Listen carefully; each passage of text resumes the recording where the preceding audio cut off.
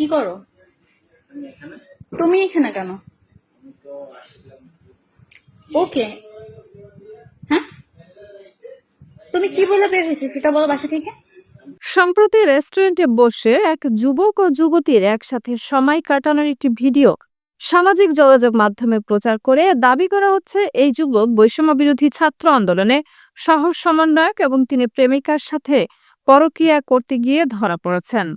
রিউমা scanner টিমের অনুসন্ধানে জানা যায়, কথিত সহ সমন্বয়কের পরকীয়া ধরা পড়ার ভাইরাল ভিডিওটি বাস্তব কোনো ঘটনার নয়, বরং এটি বিনোদনের উদ্দেশ্যে তৈরি করা একটি অভিনীত বা স্ক্রিপ্টেড ভিডিও।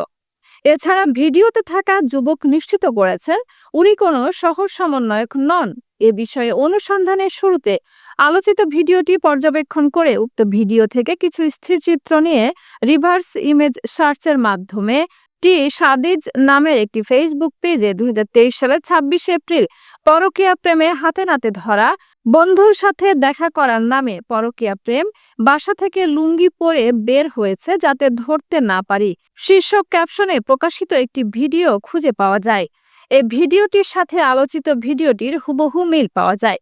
উক্ত পোস্টের ক্যাপশনে উল্লেখিত বাংলা ফানি ভিডিও শীর্ষক হ্যাশট্যাগ থেকে প্রতীয়মান হয় এই ভিডিওটি মজার ছলে তৈরি করা হয়েছে, অর্থাৎ এই পেজের পরিচালকই ভাইরাল এই ভিডিওটির নির্মাতা।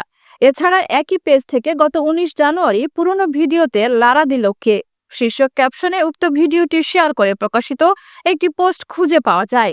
উক্ত পোস্টের ক্যাপশনে ভাইরাল এই ভিডিওটিকে স্ক্রিপ্টেড হিসেবে উল্লেখ করা হয়েছে।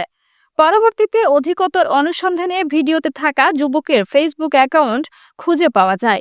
বিষয়টি নিশ্চিত করতে রিউমার স্ক্যানের পক্ষ থেকে আলোচিত ভিডিওতে থাকা যুবক তরিকুল ইসলামের সঙ্গে যোগাযোগ করা হয়। তিনি জানান, ভাইরাল এই ভিডিওটি 2023 সালের। এই ভিডিওটির যুবক আমি এবং এটি স্ক্রিপ্টেড ভিডিও। এটি ভাইরাল হওয়ার পর থেকে আমি সমস্যায় আছি। আমি কোনো সহ সমন্বয়ক না। সুতরাং বিনোদনের উদ্দেশ্যে তৈরি করা পুরনো একটি স্ক্রিপ্টেড ভিডিওকে সাম্প্রতিক বাস্তব ভিডিও দাবিতে ইন্টারনেটে প্রচার করা হয়েছে, যা সম্পূর্ণ মিথ্যা।